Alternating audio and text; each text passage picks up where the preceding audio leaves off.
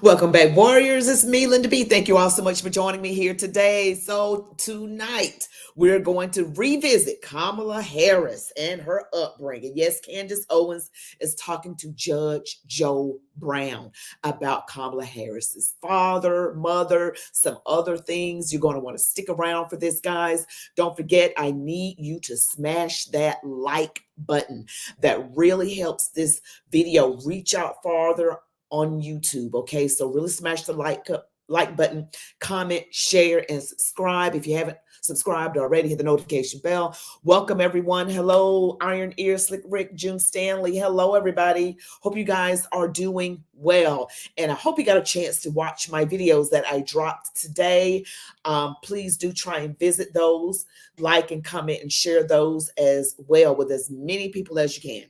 Guys, we're going to go ahead and really get into this because this video is a little bit lengthier than most, and I don't want to waste any time, so going to go ahead and get started. But please don't forget to smash the like button. So we like to start off with a little bitty prayer, okay?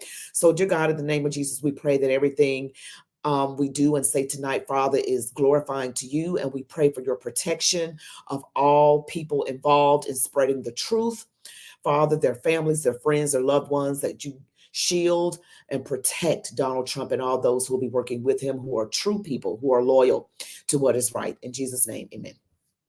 All right, guys, let's get into this video. Welcome, everyone. Welcome, welcome. And this right here, just to lead up on this video, this is, of course, Judge Joe Brown that Candace is talking with. And what she's asking him right now is, how did he first meet Kamala Harris's father, Donald J. Harris? And I think it's totally hilarious that his name is Donald J. And then she's up against a Donald J. But so she's asking Judge Joe Brown about how he met Kamala Harris's father, and he's going to talk about Donald J. Harris. So we're running the exact same circles as Kamala Harris. You're out in California. So can you explain to us how you met her father, just how that came about? What was going on is this is a convoluted story. Magic Johnson's mother, a fine woman, and one of her buddies, who was the oldest sister of a personal friend of mine, would always involve me in these projects with the islands, right? So they got me down there, and I was supposed to participate in the youth program in Jamaica. So I was the guest of the Prime Minister and the Governor General. And who was that at the time? Well, let's not get into that because there's some complications with that. And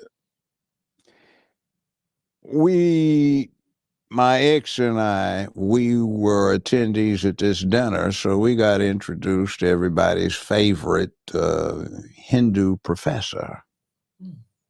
And he was sitting next to my ex-wife, or wife at the time, for a while. So we all had this back and forth questioning thing at the table.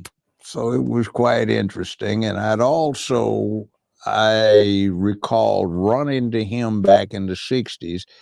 He and his wife were grad students up in the Bay Area, and I was an undergrad at UCLA. So there was a back and forth between Los Angeles, man, where you go crazy and then go to the asylum up in the Bay Area. So it was interesting what was going on back then.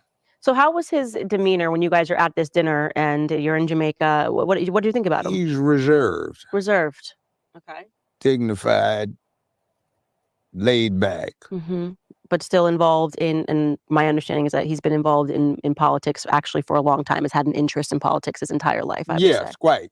I'd call him a Marxist. A Marxist. And that is exactly what I've heard from a family member of his, that he, from the time he was very young, was always involved in Marxist meetings and Marxist groups, kind of a dyed-in-the-wool commie. I don't think that's something that he's ashamed of, by the way. I think he wrote about in the Jamaican Global Online how he was sort of raised up on the politics via who he purports to be his grandmother, Christiana Brown. But it's interesting that you said you were introduced to a Hindu professor. Mm-hmm. What made you think that he was Hindu?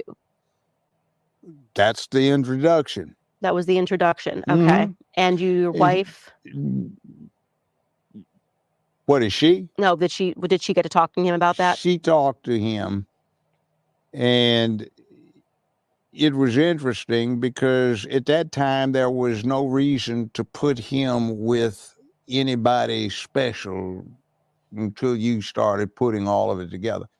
He was a Marxist, and when he was up in the Bay Area, a lot of things were going on up there. That was Liberty Park up there, where in 1964, a lot of what was going on that led to the rousing unrest of the 60s and the public demonstrations was happening.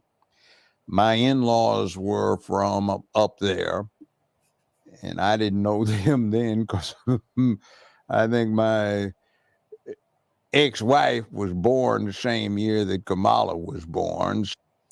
All right, just this is a lot of information that they're giving right now, and I do want to let everybody know that I am going to have to say this is allegedly this is Judge Joe Brown and what he's saying, and what his personal experience has been traveling in the same circles with Kamala Harris's father, Donald J. Harris. He's talking about his ex-wife and how this man was a Hindu and a Marxist. And this is not something that I necessarily agree with. This is just Judge Joe Brown's point of view based on what he experienced having met these people. Now, you guys know why I have to say things the way I have to say them. Okay, you understand? So, this was before all of that, but this was the locus of a lot of things going on. The Black Panther Party was up there, developed. So it was pretty radical in Berkeley, Oakland, Richmond, and this is where the action was. UCLA was in Los Angeles, that was a bit more civilized. Really wild up there in the Bay Area. So he gravitated to that. That's the way I would analyze it. So there was a Marxist thing up there. Also, this was during the rise of Jim Jones, which is another thing. Jim Jones, the Kool-Aid and the picnic. Kamala's sponsor, Willie Brown, Maxine Waters, and some other people Nancy Pelosi were staunch supporters of Jim Jones. Interesting. Yes, you need to look into that. You'll find some very interesting things like, hey, this was your mentor and he was a supporter of this. So it was a center for a lot of radicalism at the time. So it's so funny how life happens this year, and I don't even know what the reason was. Actually, a friend of mine sent me a book, and the book was called Chaos, and she said, "You'll love this for your birthday." I read, and I opened the book, and I couldn't put it down. It was the subtitle of the book is something along the lines of Charles Manson, MK Ultra in the 1960s. Okay, and essentially, it's this reporter who was just supposed to write a magazine article on like the 30th anniversary of the Manson murders, and he had no horse in the race. Starts calling around, making some calls. He was very well known, and everyone was scared to talk to him. Long story short, he ends up finding that the CIA was intimately involved, and now this is public knowledge. You can look this up on Wikipedia, that Charles Manson was a Fed, that the CIA was involved, was there the night of the Manson murders. It takes him 30 years. He ended up getting fired from the magazine. He ends up writing this book. He went completely broke because he had to do so many FOIA requests because he was going, what is happening? What really actually happened on this night? And the reason why I'm bringing this up is because elements of this book, as he goes through understanding that the feds were involved with a lot of this radicalism that people thought was organic, whether we're talking about the hippies movement, LSD, things that were happening that to the public seemed to be sort of these natural movements, actually entailed operations from the Fed, COINTELPRO, MK Ultra. You're talking about the Black Panthers. Some students broke into the FBI office at that time and were able to get documents which showed that the feds were tracking a bunch of people. Obviously, we know that with Martin Luther King. And this journalist who was from San Francisco and attended Berkeley, recently wrote a piece saying that he knew that Kamala's mother was involved with the feds and the program MK Ultra. And when I read this, it seemed so far out. And then as I was learning from Donald's family that he was a dyed-in-the-wool communist, and I'm learning that he was extremely secretive, and I'm kind of thinking, why was Kamala's mom, who was like a top-rated scientist? Maybe that's why they didn't seem to be able to stand each other after a while. There seems to have been some great animosity between mom and dad. When they broke up, you might be hitting on the source of the problem. Mm-hmm. That was very widespread. People don't understand what that was like back in the 60s to be active. We would have meetings or gatherings, and 3 weeks later, the FBI is hauling you in and quoting to you what you said. And you'd say, yeah, freedom of speech, First Amendment. You got that? No, I'm not going to tell you this because you'll get me for making a knowingly false statement. Screw you. I'll take the fifth on that, or get me back. And they'd always manage to get you so they could take your phone book and get the numbers out of it. So you took to no longer carrying your black book with you, because no telling when the FBI is going to pick you up. And by the way, I was the last judge on that James Earl Ray case, and I know what the FBI did. That quick summation to set the background. Ray had absolutely nothing to do with King dying. The FBI ordered that hit. They recruited a two-man sniper team, not one, from Quantico Marine Sniper School, which was right across the tarmac from the FBI school. They supplied the weapon, which is an XM21, which is a modified M14. I do have in various places around the country the serial numbers for the 5 of them they got on an invoice late December 1967, and 5,000 rounds of the ammunition that are identical in aspects to what they pulled out of King's body. The next thing is the Justice Department ordered them to return the 5 rifles. April 68, that's the month King was assassinated, and they claim they lost one. That's the murder weapon.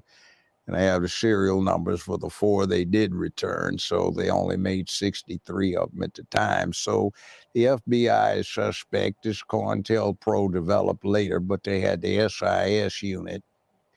And if anybody wants to read about that, get the Glass House tapes written by Louis Tackwood.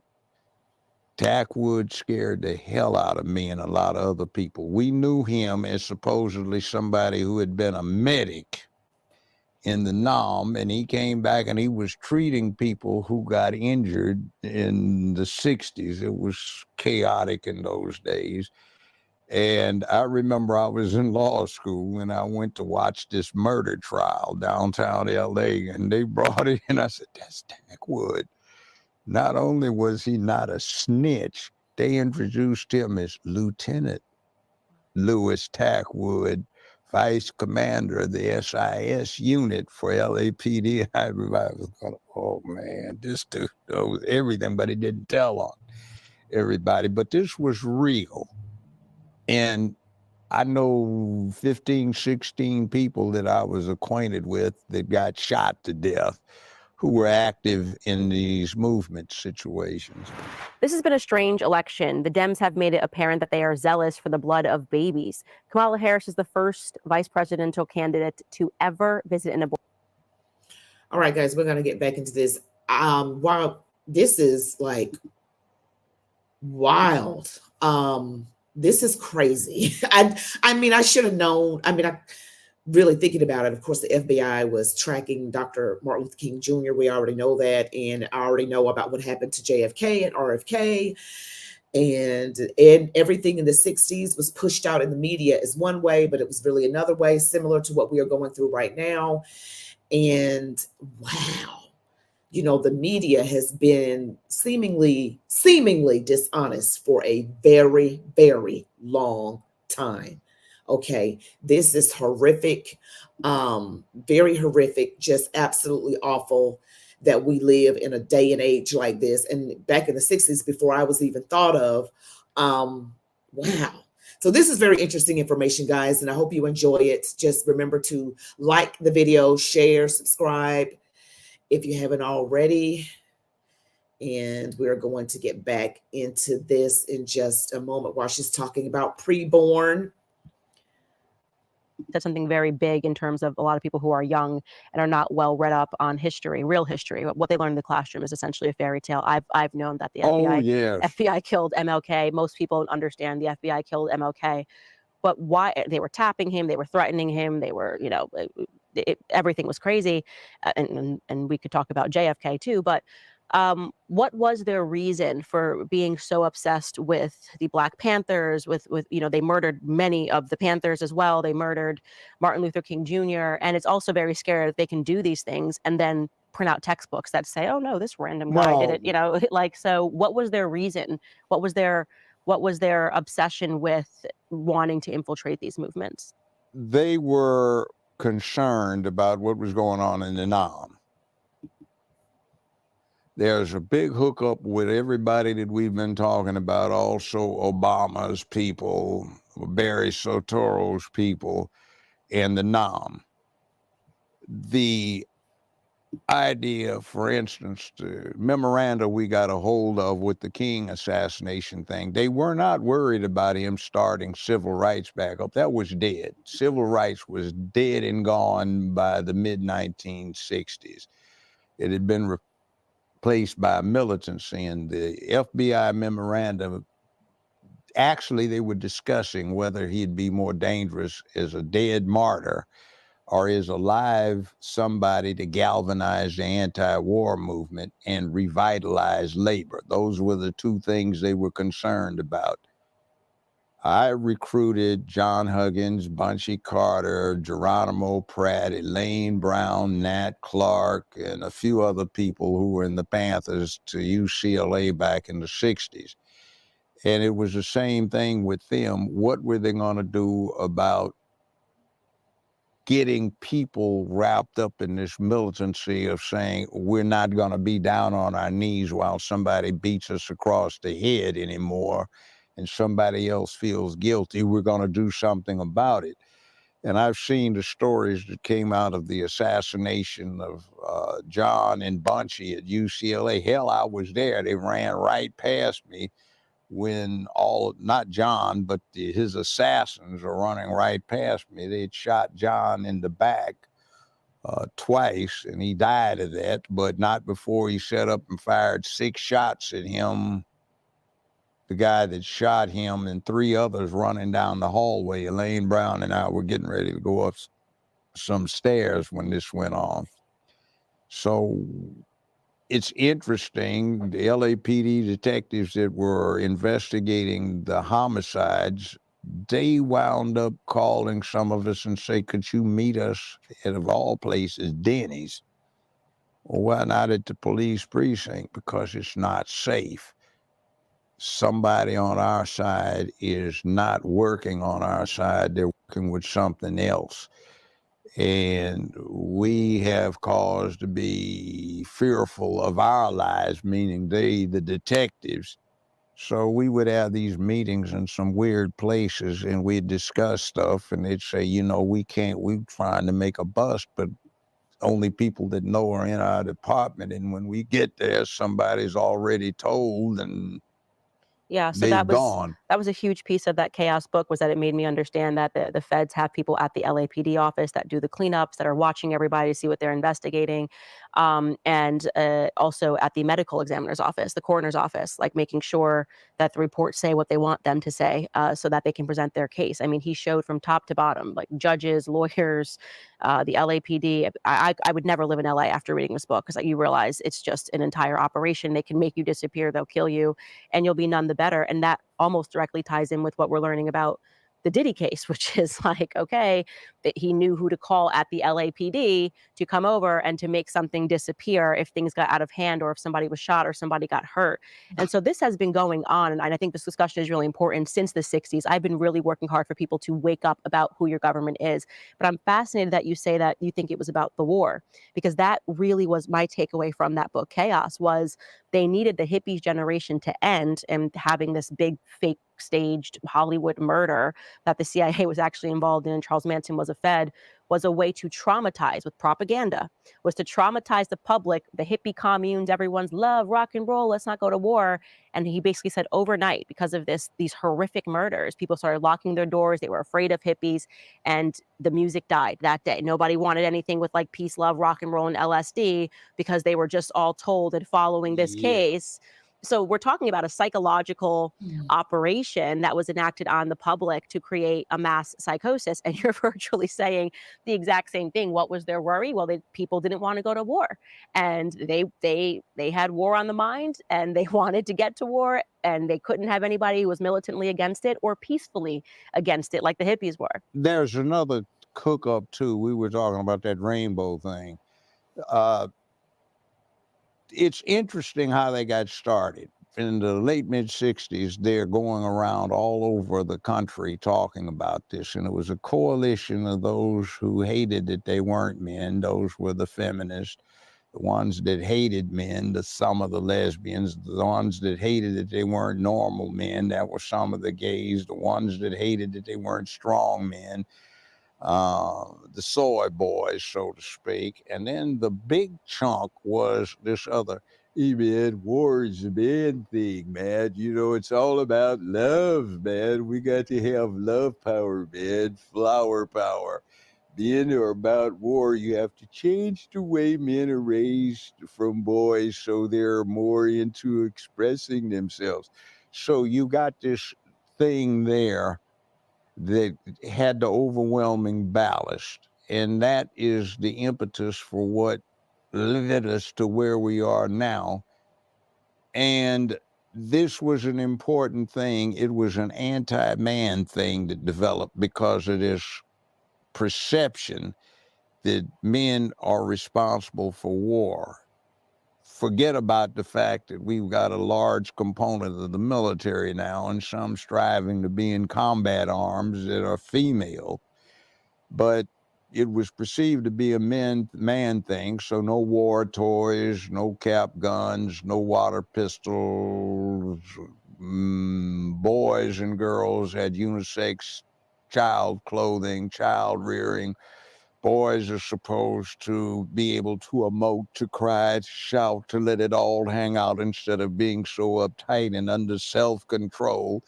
And the worst thing you want is the apex predator on the planet Earth to be out of control, which is exactly what they were setting up. And this thing came together, and it juxtaposed itself in a situation where Hollywood's movie studios were going bankrupt in the face of color television. A color TV up until the mid-60s, the screen looked just like this table. It was round and no bigger than that. And then they got square when the technology improved. So people were staying at home watching their color TVs. 1967, if you were an adult, you'd pay 50 cents to get in a movie, and you got two movies, and they changed every Thursday and Sunday, no matter how well they did. You got 3 cartoons and a couple of sub features. Walk in anytime you wanted, stay as long as you wanted. So then somebody came up with the bright idea, let's just have one movie at a time, keep it playing as long as people will come. Let's go get the black markets, the minority markets. They want to see themselves. That's a massive amount of money out there. Let's start using the opportunity to spread dysfunction through glorification of it. We don't want Sidney Poitier playing a part where he's trying to be this and that. Let's get Fred the Hammer Williams to play a drug dealer like Black Caesar, so you glorify being a pimp, a hoe, and we'll come back to that in a bit. A gangster, a drug dealer, a murderer, a thief.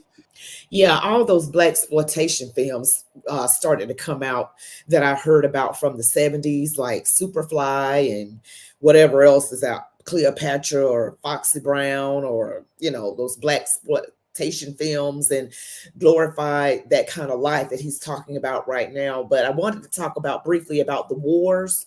You notice that anyone that did not want war was shot at, or they managed to completely assassinate them.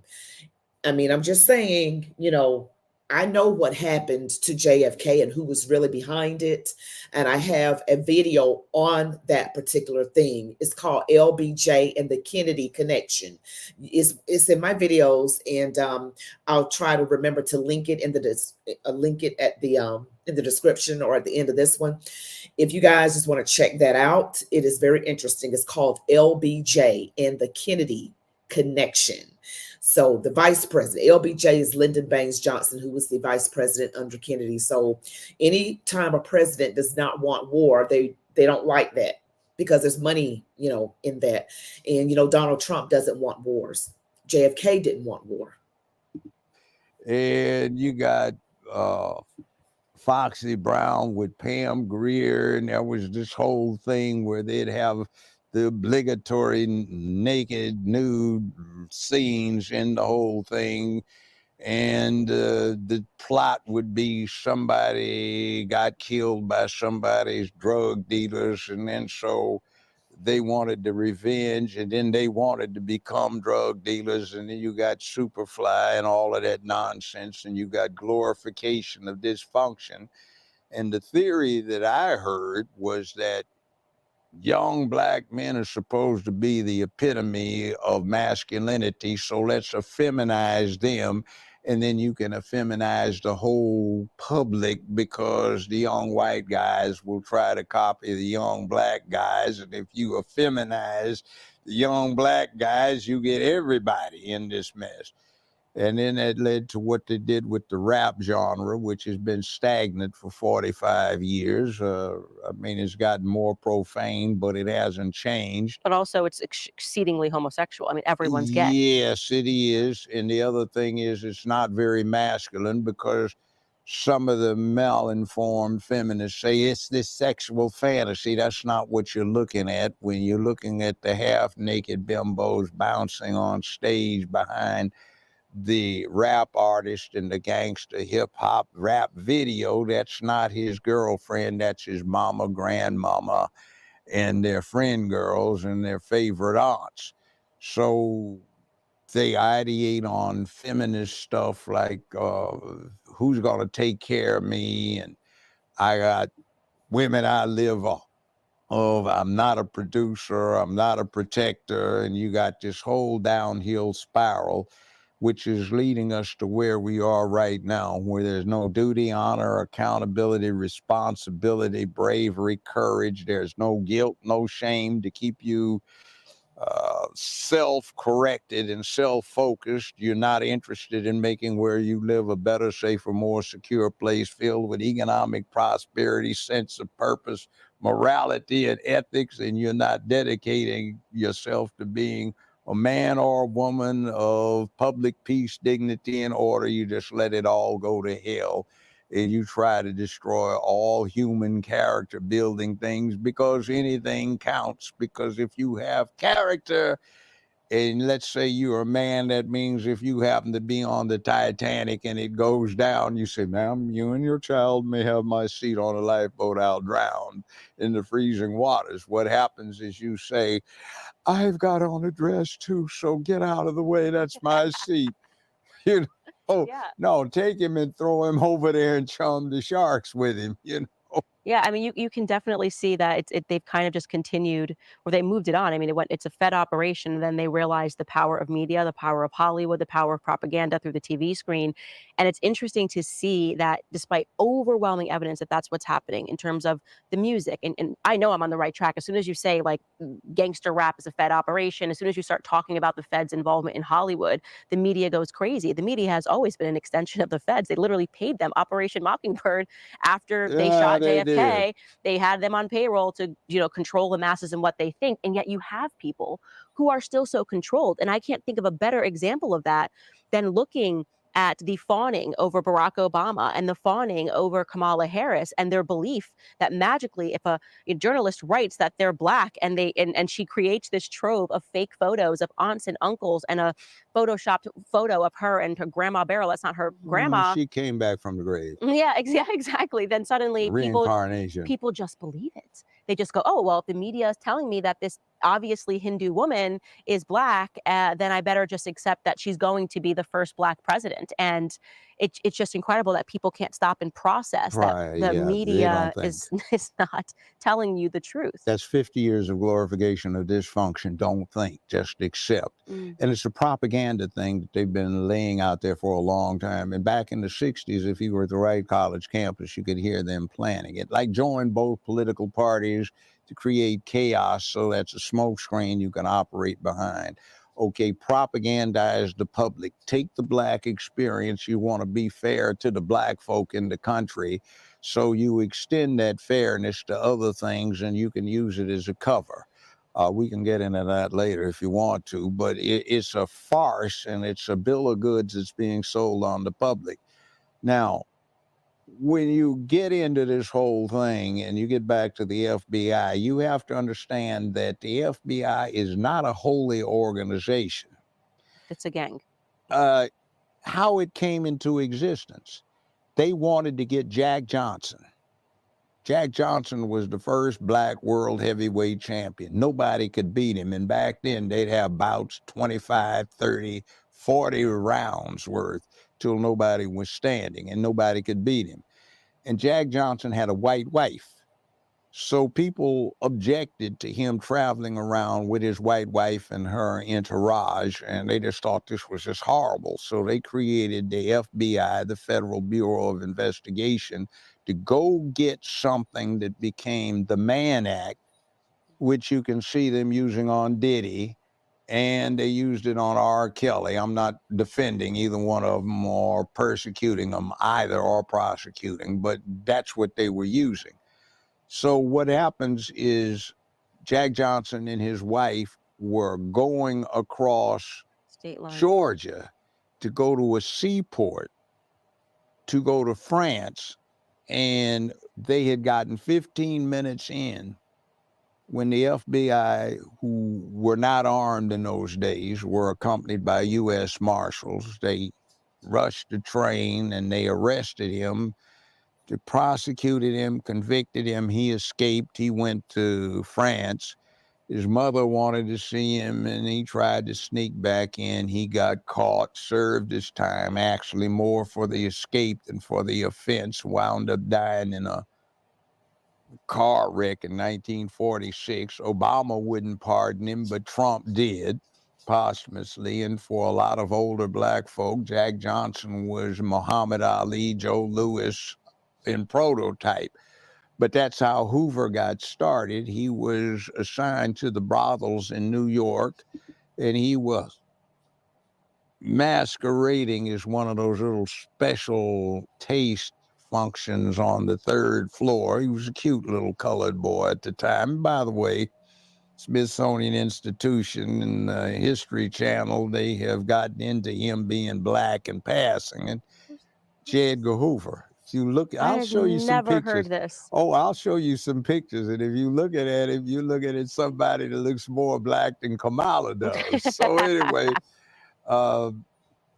that's how the FBI came into existence, and they had made a career or a history and with this guy in charge for 50-some years of being very political and keeping things under control. That was his game.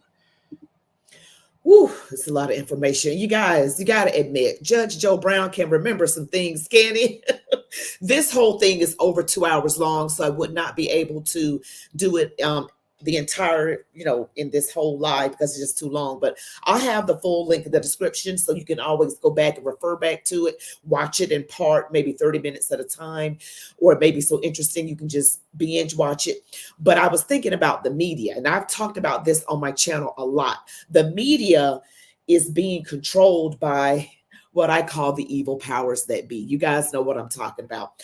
And they are an extension of the evil powers that be. And of course, if you notice, they always are pro Democrat, never pro MAGA Republican, unless you are a rhino like a Liz Cheney or a Nikki Haley. But if you are MAGA, oh, they cannot stand you. Okay. And you are demonized. It's not even so much as a Trump thing, like a Donald Trump thing. Anybody who had the same mindset as Trump would actually be treated the same. They're not so much personally against Trump, it's what he represents. So anyone else that comes along and is the same way, like a Tulsi Gabbard, should she rise up in the ranks, or an RFK Jr., they've gone after them, not as much as they've gone after Trump, but they have. They've gone after Elon Musk. So it's what they represent. Freedom, lack of being controlled, because Donald Trump is his own person. He would not be controlled by any kind of deep state or anything else. It will be him making the decisions. He's not a puppet, and they don't like that. Okay. The media is doing this mind control thing. I mean, people think that you can only be brainwashed by being in a religious cult. This in and of itself, if you want to believe it, the media could also be looked at as some sort of a cult, because it is training minds to think a certain way, which is why I think Democrats they only like public school, because that way they could control the narrative. And like Candace Owens was saying, they were rewriting the history books to make it seem like, oh, some random guy shot this person, some random guy shot JFK and MLK, but it was something more nefarious than that. It was bad enough the way they tried to push it out there, like some lone wolf did it, but it was more of a coordinated effort by the evil powers that be. And we can think about the most recent assassination attempts against Donald J. Trump. And do we think that it was just Thomas Crooks on top of that roof, that it was just this 20-year-old? Is that what we think now? No, we don't think that. We know better, right? We know better. So you guys, I thank you so much for joining me on this live. I really appreciate you guys and your support of my channel. I'm trying my best to get to 100K subscribers, but I'm inching there, I'm a little bit over 54,000. I ask that you like this video, really like it, comment. If you want to comment several times, I won't be upset at you. Share and all the things, you guys. And again, I post my videos normally 4, 6, and 8 p.m. Eastern Standard Time, but I got thrown off today because something came up with a relative. I had to take them to get some medical treatment, so I wasn't able to. Sometimes life happens, okay? Sometimes life happens. So, but in any event, thank you all so much for watching. You all be blessed. Love God, your families, these United States of America, and as I always say, march on, warriors. Good night, everybody. Thank you guys for supporting me. Check out my videos today. Be blessed, everybody. Bye.